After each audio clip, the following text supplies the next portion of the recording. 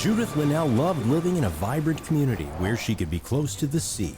She loved Broward and gave her time and treasures to strengthen her community. She had the foresight to use her estate plan to create a private foundation that continued her philanthropic legacy after she passed away. When the Judith Ann Linnell Foundation neared its sunset, Judith's trustees partnered with the Community Foundation to ensure her legacy of shaping a brighter future for Broward never ends. Judith would have been thrilled to be here today. She just loved being involved in the community and doing things, and was just excited to see the fruits of what she was able to do. I'm just a conduit for all that and happy to be here, and fortunately a long history with the Community Foundation, which really brings me to be very excited today to be able to do this for the community. And again, Judith would have just been thrilled for this to happen.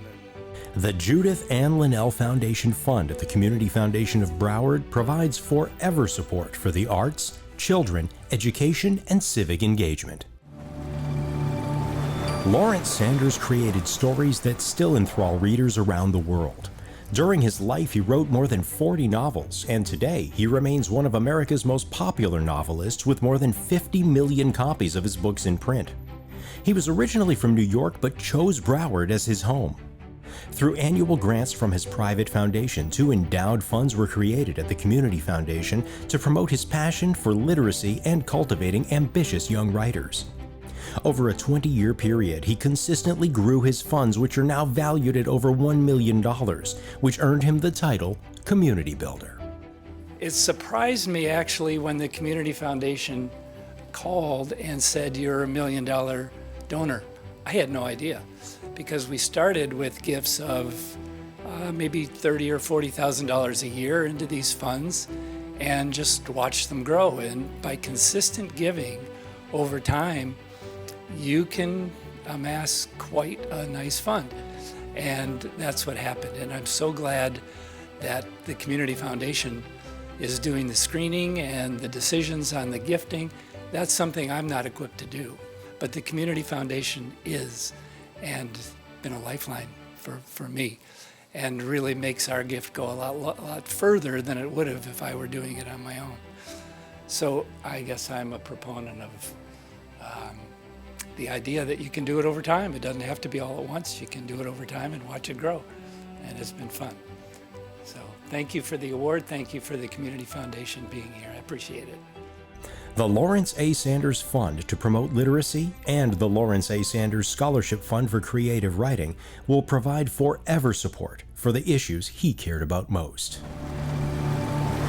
Louise Wemyss often said she helped animals because they couldn't help themselves, and throughout her life she was always there for animals in need. After she relocated to Fort Lauderdale from Richmond, Virginia, she met her husband James, one-time owner of the Vanity Fair Napkin Company, and their elegant home always catered to their beloved pets. Louise was a lifelong animal lover. From the time she was a little girl, she was taking in strays. As a young woman, she used to go out with the police when there were animal abuse cases, and she would do her own policing sometimes, find these cases and report them, and then go out and make sure that arrests were made, and that more importantly the animals were taken to safety.